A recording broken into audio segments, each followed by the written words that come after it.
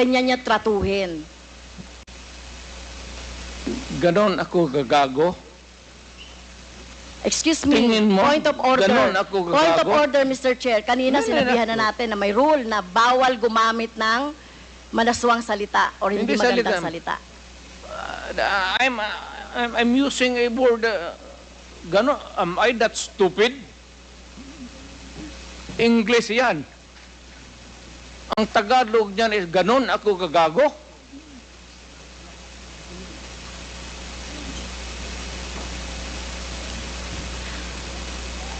Abogado ako, fiscal ako, ganon ako gagago. Tama kayo, Mr. Chair, tama po si Mr. Duterte, abogado kayo. Pero alam ko, pag abogado, dapat alam niyo po yung due process of law. Alam niyo pong igalang ang karapatan at buhay.